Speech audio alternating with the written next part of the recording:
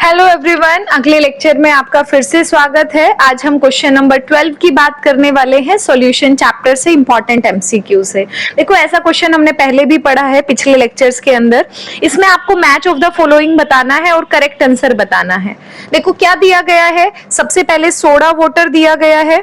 Soda water आपको दिया गया है, ठीक है। अब देखो सोडा वाटर का मतलब क्या होता है, CO2 गैस को आपने सॉफ्ट ड्रिंक्स के अंदर डाला है, ठीक है। अब CO2 का मतलब क्या है, गैस आपके पास है। सॉफ्ट ड्रिंक किस नेचर की होती है, लिक्विड नेचर की होती है। मतलब ये सॉल्यूशन कैसा है, गैस इन लिक्विड टाइप का है, ठीक है। अब देखो गैस इन लिक्विड कहाँ है, गैस इन सॉलिड है, गैस इन लिक्विड। तो इसका मतलब ये रहा a solution of gas in liquid. तो सोडा वाटर का सही मैच क्या हो जाएगा, A का 2 हो जाएगा।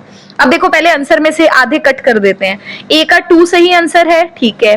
A का 1 है तो इसका मतलब सेकंड ऑप्शन गलत। A का 2 ये हो सकता है। फोर्थ इसमें दिया गया है तो इसका मतलब ये भी गलत है, ठीक है। अब आगे बढ़ते हैं। अगला देखो क्या है, शुगर सॉल्यूशन है।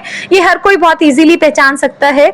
शुगर सॉल्यूशन का मतलब क्या होता है, आपने शुगर को ऐड किया है, किस में ऐड किया है, वाटर के अंदर ऐड किया है, एज ए सॉल्वेंट में ऐड किया है, ठीक है। तो शुगर कैसा होता है, सॉलिड पार्टिकल का होता है। मतलब सॉलिड इन लिक्विड की हम यहाँ पर बात करते हैं। अब देखो सॉलिड इन लिक्विड कहाँ है, सॉलिड इन लिक्विड। तो इसका मतलब शुगर सॉल्यूशन का मैच किसके साथ होता है, थर्ड के साथ होता है। तो बी का सही आंसर 3 है।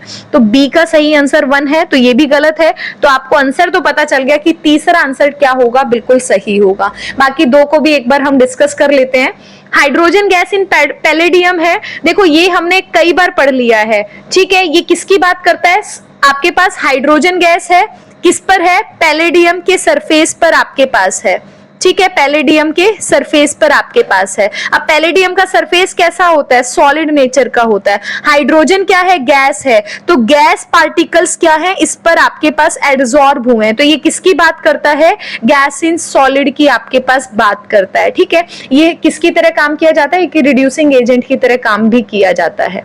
अगला आपके पास है, वो किसके बारे में बात की गई थी, आई थिंक जर्मन सिल्वर के बारे में बात की गई थी। चेक कर लेते हैं, हाँ जर्मन सिल्वर है, ठीक है। देखो जर्मन सिल्वर आपके पास कैसा होता है, अलोय है, ये सबको पता है आपके पास।